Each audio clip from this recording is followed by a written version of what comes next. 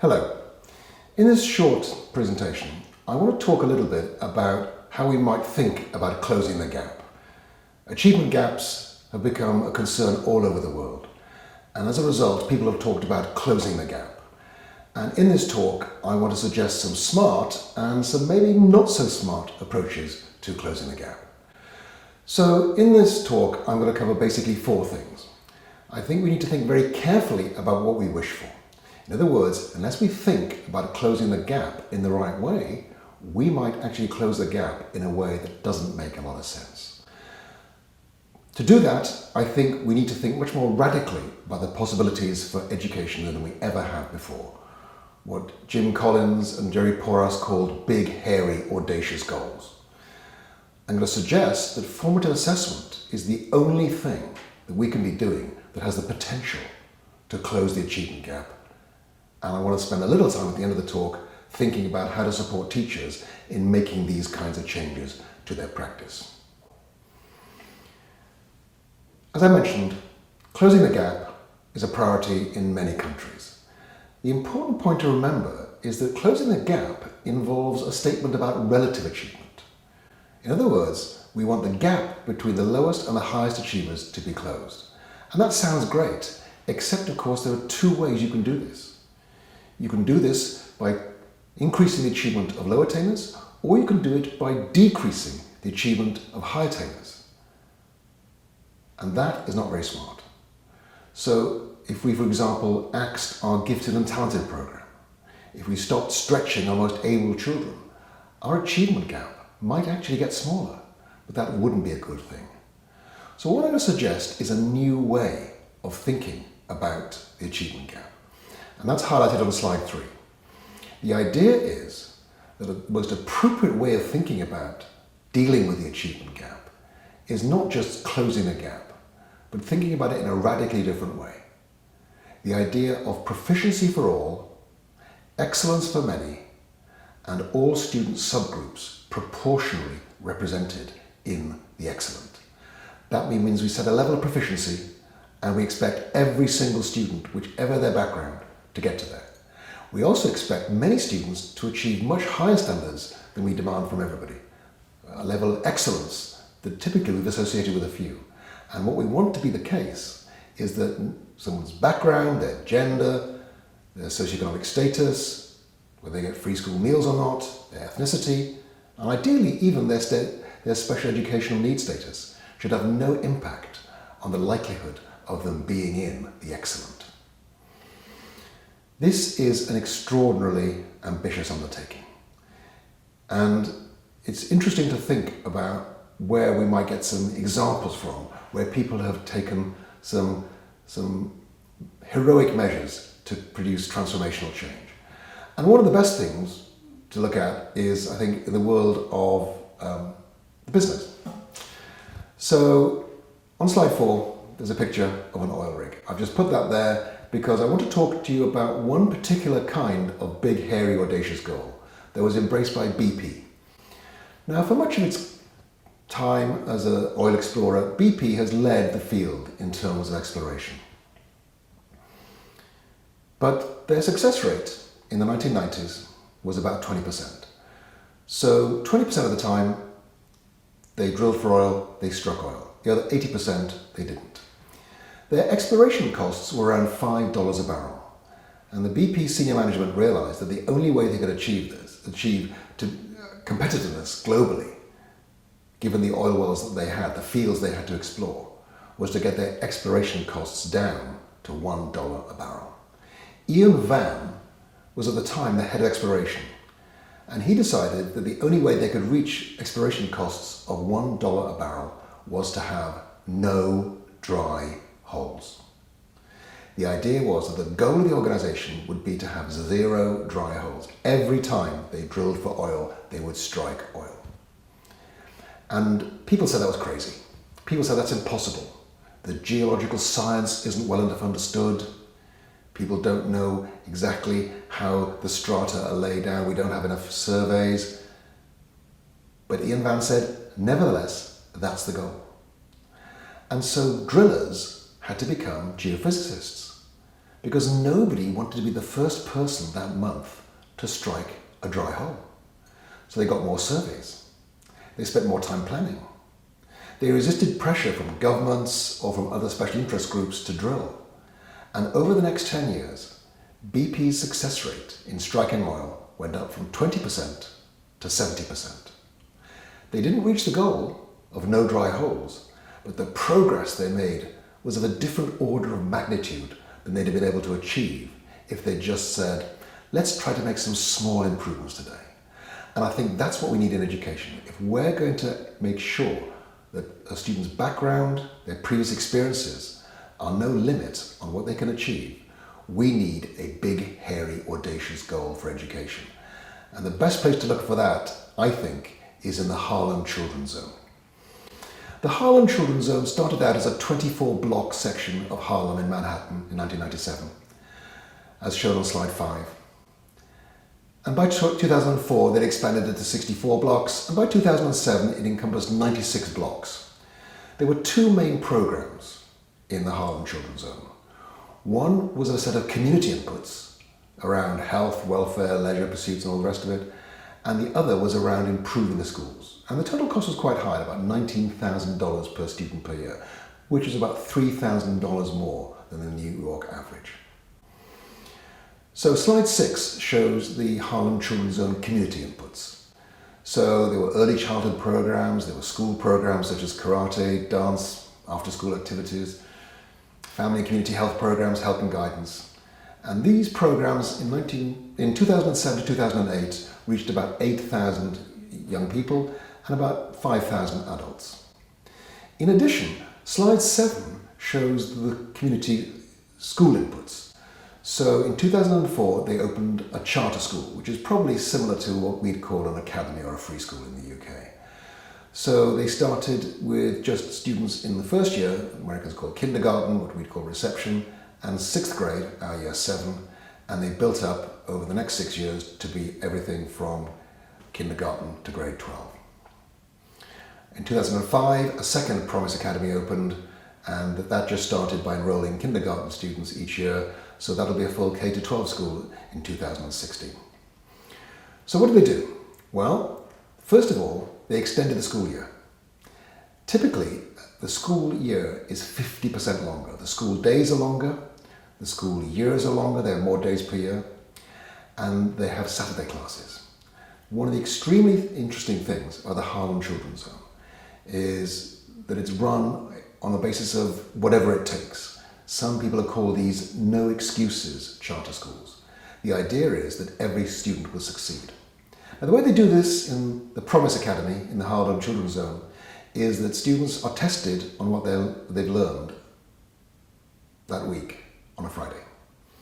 And if they fail one of the Friday tests, if they don't show good mastery of what they've learned that week, they're invited back to additional classes on Saturday.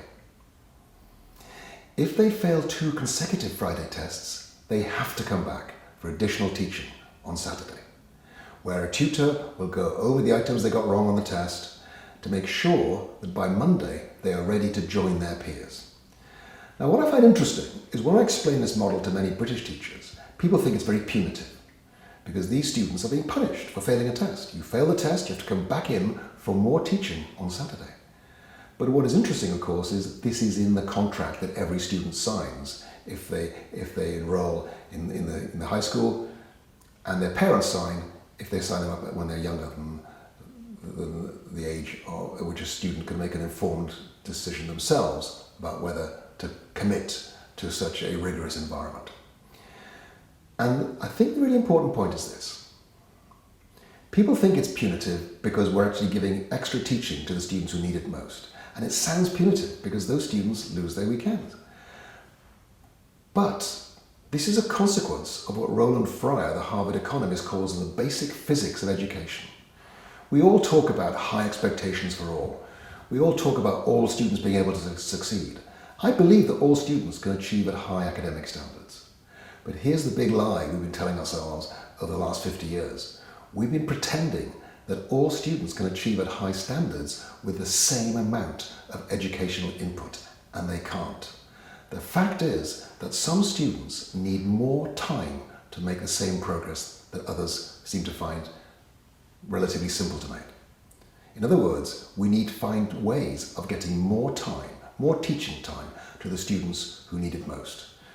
The Harlem Children's Zone has found a way to do that by having the children come back in on Saturday and doing after-school classes. You may not like that approach, but at least they have an answer to the question, how are you going to get more input to the children who need it most? You might find different answers. Having students back on Saturday doesn't work in rural environments. It's always complicated. But unless you have an answer to how you're going to get more high-quality teaching to the students who need it most, then frankly, you're paying nothing more than lip service to this idea that all children will succeed. They can't. Some students need more input. We have to figure out a way of getting it to them. And just to close off this discussion of the Harlem Children's Zone, some interesting research by Will Dobby and Roland Fryer managed to isolate the effects of the schools and the community wraparound programs, because some children lived in the area but didn't go to the Promise Academies, so they could get the social programs, but they didn't attend the charter schools. Other students attended the charter schools but lived too far outside the area to get the social programs. And what they found was the benefits of the Harlem Children's Zone were almost entirely the result of the schooling. The social programs had very little impact. Over the 6 years of primary schooling, students attending the Promise Academy made something like 22 months more progress in mathematics and 11 months more progress in reading. These are equivalent to the kinds of socioeconomic gaps that we see. And therefore, it seems that Basil Bernstein was wrong in the 1970s when he said that schooling cannot compensate for society. Schooling can compensate for society, provided it's rigorously focused on making sure that we do whatever it takes to make sure that every single student succeeds. To do that, we have to focus on classrooms, not schools. Most government policies over the last 30 years with regard to improving education have focused on the idea of improving education through improving schools. But as slide 9 makes very clear, it turns out that in the UK, as long as you go to school, it doesn't matter very much which school you go to. The school effect in the UK is around about 7%. To quantify that precisely, 7% of the variation in student achievement on GCSEs or other kinds of standardized tests is caused by the school a student attends. The other 93% is outside the school's control. So the amount of progress that a student makes is very similar from school to school. As long as you go to school, it doesn't matter very much which school you go to. But it turns out it matters quite a lot which classrooms you're in. And it's not class size, it's not between class grouping, it's not within class grouping, it's simply how good the teacher teaching you is. Just to quantify this, if we take a group of 50 teachers, as shown on slide 10, take a group of 50 teachers, all teaching the same subject.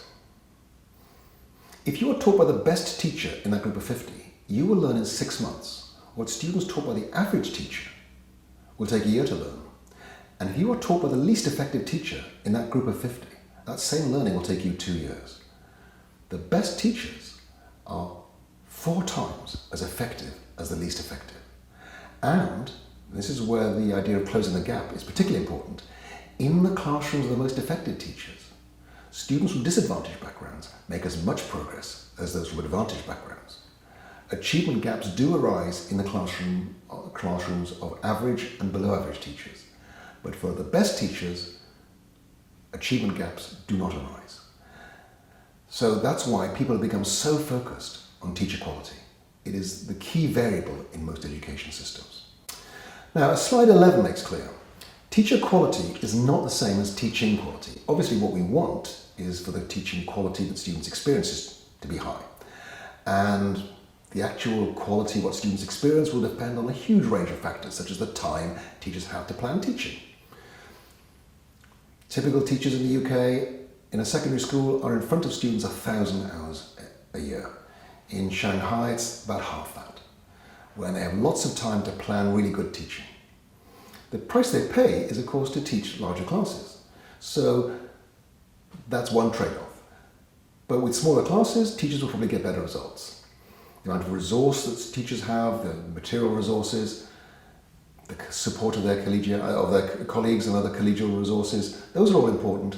But the fact remains that the skills of the individual teacher are a crucial variable, and that's why teacher quality has really gone up the priority list in terms of education policy.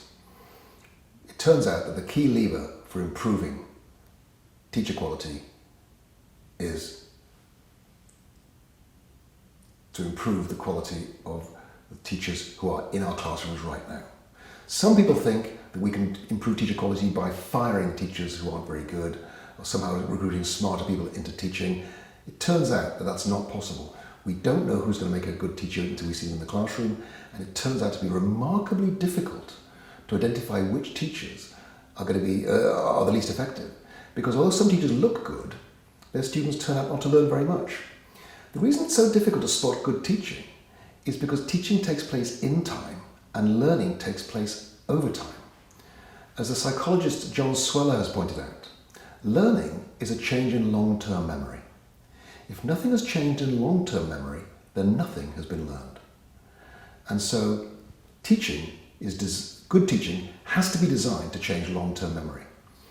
It's very hard to see changes in long-term memory in a single lesson. Some teachers seem very impressive because they take complicated material, break it down step by step. Students go through it very, very slowly, step by step, and the students seem to be following every step. It seems to be very clear, and yet a couple of weeks later, everything has been forgotten because the student didn't have to work hard to make sense of it. Other teachers appear more chaotic, and the students are having to struggle really hard to make sense of what the teacher is saying, and they turn out to learn more because they're actually thinking more. Robert Bjork, a psychologist from the University of California, Los Angeles, has talked about desirable difficulties in learning. If learning isn't making you struggle, it's probably not going to be remembered. And another quote from another American psychologist, Daniel Willingham, that really, I think, cements all these ideas together, is that memory is the residue of thought. Students remember what they've been thinking about. And the fact is, it's very hard to work out what students are thinking about when we see teaching, so it's really hard to distinguish between effective and ineffective teaching by looking at it. That's why I think anybody who thinks we can improve teacher quality by replacing existing teachers is frankly deluding themselves. The kinds of changes we can produce by replacing teachers with better ones are so small as to be hardly worth bothering with. What we need to be doing is to invest in the teachers we've already got, what I sometimes call the love the one you're with strategy. So slide 12 shows where we should focus our efforts. And I mentioned earlier that class size reduction might be a way of improving student achievement. It's very fashionable these days to say that class size reduction doesn't work. That's not true. Reducing class size does improve student achievement by up to 30% with younger children, provided you replace the extra teachers you need with ones who are equally good. So too often class size reduction leads to a dilution of teacher quality because people are given emergency permits to be teachers. That's what they found in California in the 1990s. But if you keep teacher quality constant, then certainly for younger children, class size reduction can raise student achievement. The problem with it is it's very expensive. It would cost around about £20,000 per classroom per year. Oh, and across England you'd have to build an extra 200,000 classrooms. If we could increase teacher content knowledge from weak to strong, you'd get about an extra 2 months learning per year. But no one knows how to do that. That's why we don't know what it would cost to do. What we do know is that when teachers focus on classroom formative assessment, we get an extra 8 months learning per year at a cost around about £2,000 per classroom per year. So if we're serious about closing achievement gaps, we have to focus on classroom formative assessment. Slide 13 summarises the main research studies in this area. And these studies, going back to the one by Douglas and Len Fuchs in 1986, each of these 18 studies is itself a review of research on feedback and other aspects of formative assessment. And it doesn't matter which country you're talking about, which age of students, which school subject. When teachers focus on this process of classroom formative assessment, finding out what students know before we try to teach them anything else, then student learning is enhanced to a substantial extent. Now the problem is, as slide 14 shows, The term formative assessment has been used in different ways by different people. So in England, we often relabeled formative assessment as assessment for learning. And this was part of the Labour government strategy in the early 2000s. David Miliband was schools minister at the time, and for him, assessment for learning was all about more regular assessment. And that's why in many secondary schools now, their approach to assessment for learning is what I call the oracle of the spreadsheet. The idea is that we have a spreadsheet that details the results of students, and if we just test them enough, we'll have good enough records on their likely trajectory. Now, I don't want to say it's a bad thing, because monitoring student progress is a good thing. Making sure you're making progress towards your goals is something that every organisation should be doing. But, as my American friends say, weighing the pig doesn't fatten it. And in the same way, repeatedly testing our students to find out where they are does not improve their achievement. It's good to do, but it doesn't tell you what to do if a student is falling short. Other people are focused on the medium cycle formative assessment, and of course this is what's been the case largely in Key Stage 3 with national curriculum levels and sub-levels. These have gone now, and some schools are trying to reinvent them. It can't be done. National curriculum levels have gone, and they can't be reinvented because the new national curriculum isn't suitable for a progression-based model such as the old TGAP model that was the basis of the previous national curriculum. So we still need to monitor student achievement between units, but the important point is that this may improve student involvement in assessment and can improve teacher thinking about learning, but it doesn't have a big impact on student achievement. The biggest impact comes when teachers do formative assessment minute by minute and day by day. And of course the best teachers have always done this. The best teachers have always relied for information from students about how things are going, such as the expressions on students' faces. That's why students learn it's very dangerous to frown in class. If you frown in class, the teacher will say, "Are you okay with this?" And students learn to nod and smile. And when the students are nodding and smiling, the teacher thinks the lesson is going wonderfully. Now some teachers realise how seductive this can be. So they think they're being very smart using the thinking thumbs. Every so often they stop the lesson and they say, "Right, everyone okay with this so far?" And students hold up a thumb, yes or no. Of course, what you get is a series of raised thumbs because no one wants to think that they're the only one not getting it. The problem is that's a self-report. And the real tragedy of assessment for learning in government policy is that it became practically a recipe for just asking students their opinions. Are you having a nice time? Is the lesson enjoyable? Do you think you're learning something? And I'm sorry, but that's just bad assessment. The purpose of assessment is to help the teacher and the students find out whether what needed to be learned has actually been learned. And asking students their opinions is frankly a really bad way to do it.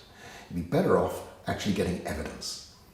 Turns out that this is very simple to do with slight modifications to the old idea of thumbs up and thumbs down. So a lovely example in a primary school the other day.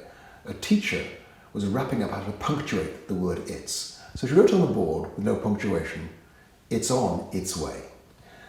And she invited students to come up to the front of the class to add punctuation to make it grammatically correct. One little boy leapt out of his chair to add the full stop. Always add the low-hanging fruit first. Always pick the low-hanging fruit first. A second student added an apostrophe, and then a third student added a second apostrophe. Teacher waited a while, asked everybody else in the class, "Any of you want to change anything?" Nobody did. So then the teacher said, "Is that now correct?" And every student had to vote yes or no. And I think it's very easy to see how different that is. Because if you vote yes, it's correct, you've just proved to the teacher you have no idea what you're talking about, because there's a mistake up there. But if you vote no, in many ways that's even more dangerous, isn't it? Because the teacher is likely to ask you to come and fix the mistake. So that's why classroom formative assessment is so powerful, because it combines these two elements of engagement and responsiveness. It's requiring every single student to get engaged. There's no place to hide if the teacher's asking you, "Is that now correct?" Because the teacher can tell if you're voting thumbs up or thumbs down. And if you're not voting, the teacher can easily pick on you. So there's no place to hide, and the teacher can use that information to adjust the teaching to better meet the student's learning needs. These two ideas of engagement and responsiveness, Those are the key elements of classroom formative assessment. Different people have got different ways of defining formative assessment. We found it most useful to think about it as the crossing of three, if you like, processes in education. Where the learner is right now, where they're going, how to get there, and three roles in the classroom, that of the teacher, the peer, and the learner. And that gives us a matrix of 9 cells. And I could discuss each of those 9 cells separately, but I think it makes sense to group some of them together. So the first grouping we call clarifying, sharing, and understanding learning intentions. Possibly the most widely implemented, but often the least well done of all the strategies. Many schools now have a policy that every lesson must begin with a learning intention, copied by the teacher onto the board, copied by the students into their books, and subsequently ignored for the rest of the lesson, but it's okay, if a member of SLT walks past, you are covered, there is a learning intention up on the wall. I remember talking to a year 8 boy the other day and I asked him, what is a learning intention? And he said, it's what we copy into our books at the beginning of the lesson while we're chatting to our friends. Now, of course, students should know where they're going, but it's a mistake to think the best way to do that is always with a learning intention at the beginning of the lesson. Sometimes it's advisable, sometimes it's not. The important point is there are many ways of sharing learning intentions that don't need to have lessons just degenerating down to a routine sharing of a goal at the beginning of every lesson. The second strategy is about eliciting evidence. It's making sure that you're finding out where students are in their learning. Some people call it questioning, but it's important to remember that it's not just questioning. It's all the things that teachers do to find out where learners are in their learning, including asking questions, of course, but also giving them tasks to do or just watching them in the performance of some activity. The third strategy is about providing feedback that moves learners forward. The idea is that feedback should be productive, moving students on to the next thing. Too often feedback is backward looking because people see the word feedback and they focus on the part that says back, and people think that feedback should be backward looking. Actually, feedback should be forward looking. Feedback is not the view through the rearview mirror, it's the view through the windscreen. Or to put it another way, as Douglas Reeves once pointed out, it's like the difference between getting a medical and a post-mortem. And too many of our students get post-mortems. The last 2 strategies of formative assessment underscore this basic idea that Rick Stiggins pointed out many years ago. He pointed out that the most important decisions taken in classrooms are not taken by teachers, they're taken by students. Doesn't matter how good your feedback is, if your students have no desire to learn, you're wasting your time. That's why we have to make students active as learning resources for one another and active as owners of their own learning. The big idea, shown on slide 16, is simply that we should actually find out where students are and use the evidence appropriately. It's about adjusting what we're doing in classrooms on the basis of evidence of student achievement. You can think about this perhaps as an educational positioning system. In the same way that a good GPS system will help you find out where you are, you can program where you want to be and it'll tell you how to get there. A good teacher establishes where the students are in their learning, where the goal is, plans a way of getting from where they are to where they need to be, embarks upon the learning journey, and then makes regular checks on progress along the way. Sometimes, then they discover that they need to make adjustments to the course as conditions dictate. That's the big idea. I've described the research basis behind formative assessment. What I'd now like to do is to present the same message, but from a different perspective. Many of you will have come across the Education Endowment Foundation's toolkit for teaching and learning.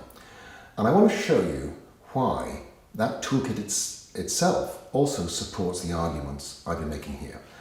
So, on slide 18, I talk about the relationship of formative assessment to other policy priorities.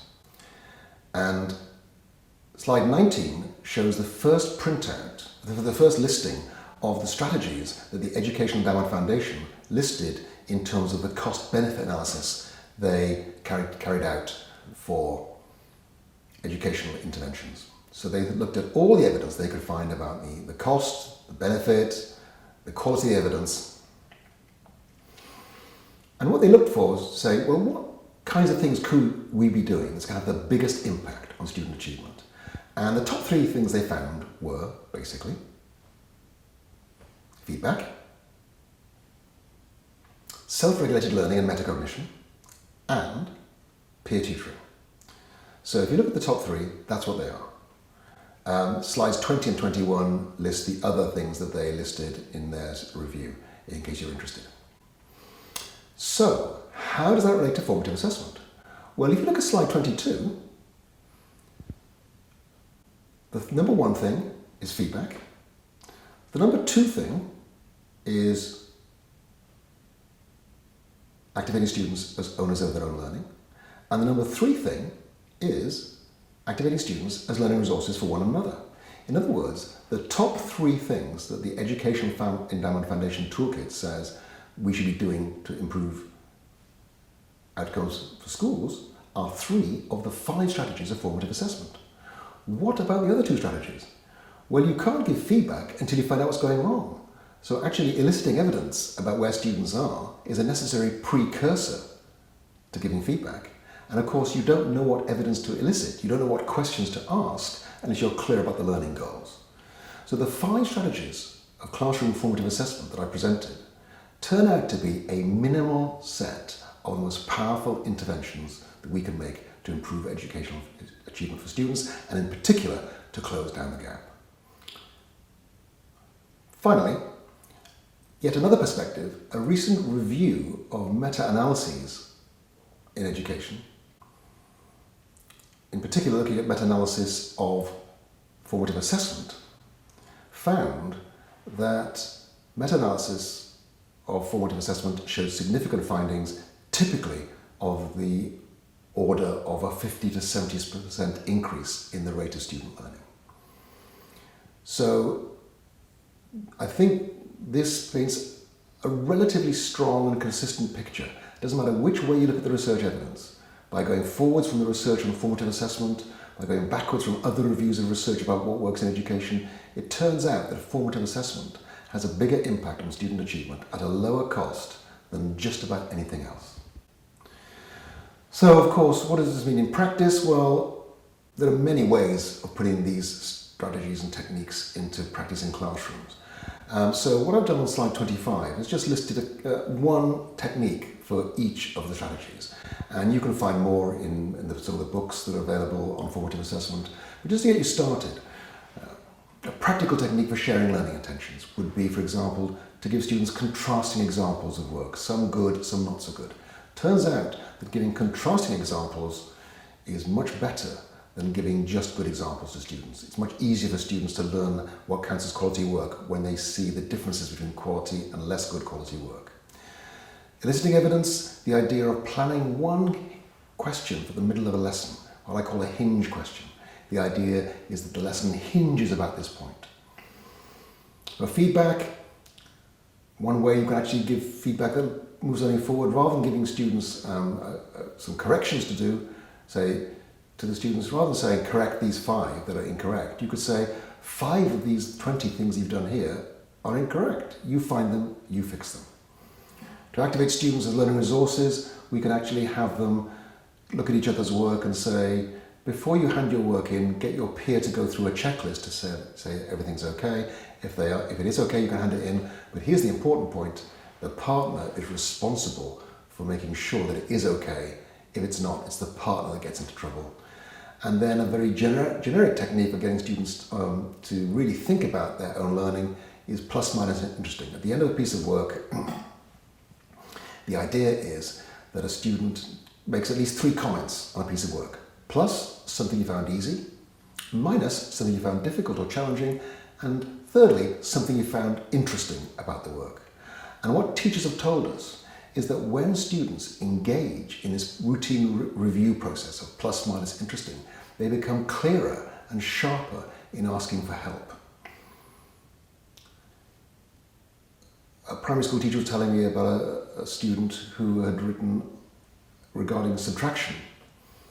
I'm really confused about what to do when both of the numbers that I need to borrow from are 0. And what was really interesting about that was she'd actually identified her problem really precisely. She hadn't said, I I'm getting stuck with this. She actually knew exactly what she needed help with. And what was interesting was it made the teacher's work much easier because the child was asking for help in a much more focused way, which saved the teacher a huge amount of time, all as a result of this routine plus minus interesting self-assessment.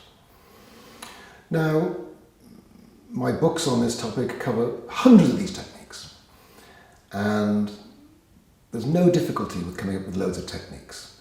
However, what I have found, people think that having the techniques is the solution. It's not. What teachers need is support to put into practice changes in what they do. So as well as giving teachers ideas, we have to give teachers support.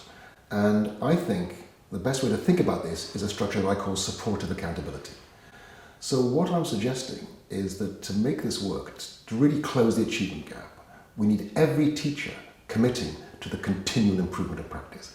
Every teacher getting better, not because they're not good enough, but because they can be even better.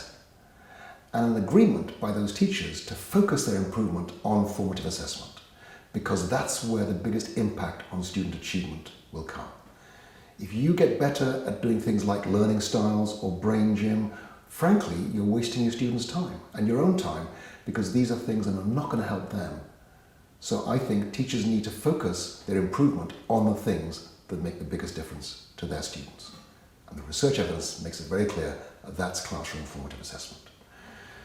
In their turn, leaders need to create that idea of a continually improving community of teachers, the idea that everybody is getting better, not because they're not good enough, but because they can be even better. And keeping the focus on the things that make a difference, keeping the focus on formative assessment and not being deflected from that. And then, and this seems to be most challenging of all, giving teachers the time, the space, the dispensation and support for innovation. The idea is that teachers have to be given time to get better.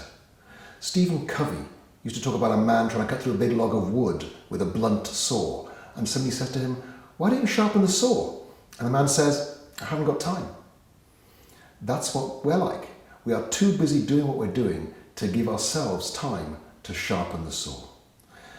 And so teachers' plates are full. We have to recognize this. Teachers' plates are absolutely full. They cannot take anything else on without taking something off their plate. And here's the problem. Nothing on that plate is bad. Everything teachers do add to student learning.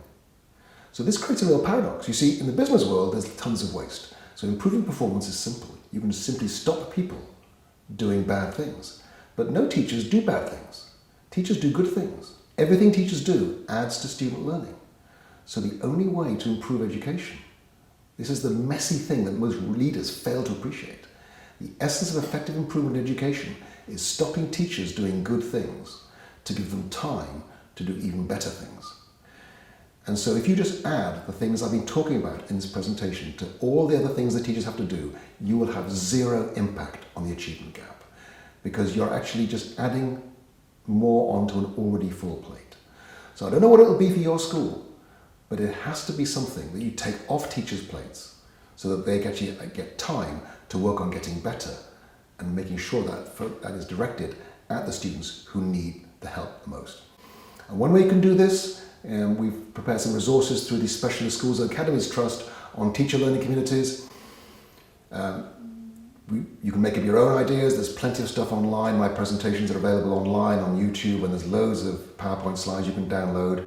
But the big idea here is that we need to create time and space for teachers to reflect on their practice in a structured way and to learn from mistakes. And I think mistakes are really important. Obviously, there's no excuse for making the same mistake over and over again. But I would say there's no excuse for making no mistakes at all. As Mario Andretti, the racing driver, used to say, if everything seems under control, you're not going fast enough. That's why I like Esther Dyson's motto, always make new mistakes. But I think Samuel Beckett summed it up best in his book Worst Would Ho, where he said, ever tried, ever failed. No matter, try again, fail better. We will fail as teachers because this job we've got is impossible. But the important point is that every time we fail, we can bounce back and try something else. That's what we need for every single teacher. Because if you don't think you can be a better teacher tomorrow than you were today, then when you fail, and you'll fail in this job because everybody fails in this job, it's so hard. But the teachers who don't think they can improve, when they fail, they're the ones who blame the students. The key to staying healthy, mentally healthy, positive about your role as a teacher is to believe that just tomorrow you can be a slightly better teacher than you were today. As long as you focus on that, extraordinary improvements in teacher quality and performance are possible, and extraordinary improvements in our students' achievement and the so-called achievement gap are possible. So just to summarize, raising achievement is really important, just because without it, our students will not have a shot at a good life. The only way to raise student achievement is to improve teacher quality. And the only way to improve teacher quality, as shown on slide 29, the summary slide, the only way to improve teacher quality is to invest in the teachers we've already got working in our schools. To be effective, professional development must address two things. It must be focused on what it is that makes the biggest difference to student achievement, but it must also take into account how teachers change what they do in the classroom. The combination of classroom formative assessment with teacher learning communities is a point of uniquely high leverage. I'm now more optimistic about the possibilities for transformation at scale than I have been at any point in my career as a professional developer. To find out more, you can go to slide 30. There's a couple of books there and a pack, and you can also find lots more materials on my website, dylanwilliam.net. I hope you found this presentation enjoyable and useful. Over to you.